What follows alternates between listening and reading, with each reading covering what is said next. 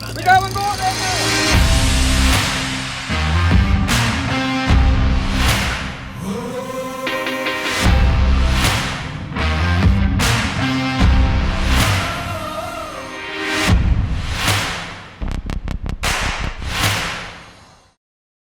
Russell Gahagan coming at you with another video. Today we're going to talk about Okuma Cold Water series of reels. One of the questions I get asked at the store, on the phone, email, text, Facebook messages, almost on a daily basis is, hey, I want to order some rods or reels from you, or I'm rigging up a certain setup. What size reel is really ideal for that setup? So we're going to talk about that today, but it not only comes down to the size, it also comes down to the model, because there's some options in this Cold Water series reel. Okuma came out with this Cold Water, I think around 5 or 6 years ago or so. I remember when they were coming out with it, they came to me and asked some questions, like I'm sure they did a bunch of different anglers around the Great Lakes, wondering sort of what would be some of the features that the anglers would like to see in a little bit higher end reel, one step above the convector. They didn't want to do a reel that was like in that 220 range or 200 range that competed with the Dakota or the Saltus. They wanted something that was going to be just that next step up from the convector, $20, $30 more. That was going to be for the guy that just wanted to spend that little bit extra money and have a little bit nicer reel with a little more features. And I think they hit a home run with the Cold Water. It's the reel that I use, and I really, really love this particular reel. So we're going to start by talking about the 30 size, which is the Cold Water 303D and 303DS. So this is the 30 size reel. This is sort of the mainstay for salmon and trout fishing on the Great Lakes for most anglers. This is the one you're going to have the most of. And the difference between the D and the DS is the DS is high speed, where the D is the standard speed. The standard gear ratio on the 303D is 4:2 to 1.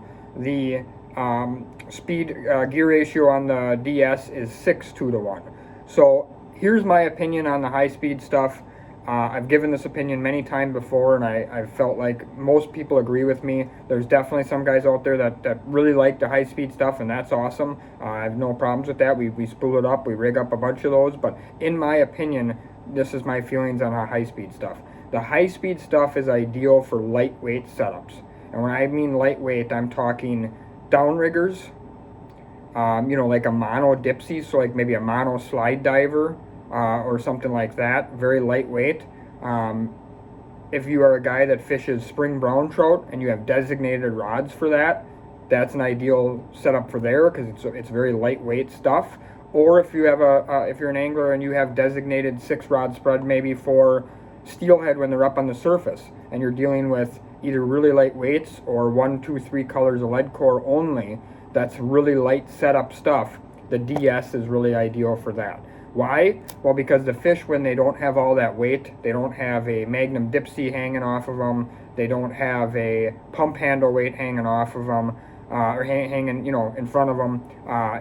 They don't tire out as easy, and when they get to the boat, they can run at the boat, run away from the boat. They're a lot more aggressive on a downrigger or a real light line setup. And I don't mean light line by pound of test. I mean, no real heavy weights on there to tire them out. No copper, no long lengths of lead core weighted steel that tires them out. They can run away from and at the boat very fast and very aggressively. That's where I think the high-speed reels and that faster pickup helps.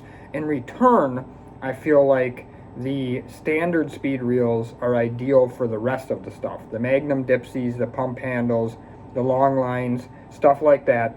The standard series of reels really is what you want, because it's very hard and very difficult to reel the high-speed reels in. Children have trouble, women have trouble, I have trouble. They're just not. They take more pressure to turn the handle, and then when you have a lot of resistance because of the heavy weight, it becomes even more difficult. So, with that said, the 303D, the standard 303D, is great for wire diver setups, mag braid diver setups, pump handle setups, any of that stuff at all. Also works fine for downriggers if that's what you want to get, no problem whatsoever. And the 303DS, like I said, is ideal for downriggers. It's ideal if you want to have just a mono slide diver that you're never going to use the ultimate kit on or anything. It's just a real shallow water brown trout, steelhead, fall king mono slide diver setup. It's ideal on spring brown trout rods or surface rods for steelhead. You know, real short lead cores, nothing more than a 3 color, or just light inline weights. That covers the 30 series. Then we have the 45 series, which is kind of the middle ground reel. We're finding that it's not used as much as it used to be, and here's why. By the way, they do make this in the 453D and DS. I just don't have the DS in stock right now, so I wasn't able to grab one over there. But it's the same thing. The 453D is a 4:2-to-1 ratio. The 453DS is a 6:2-to-1 ratio. The reason why we're not using the 45s as much is because all the differences between the 45 and the 303 is line capacity. That's it. Both of them have line counters. All we're talking difference here is line capacity.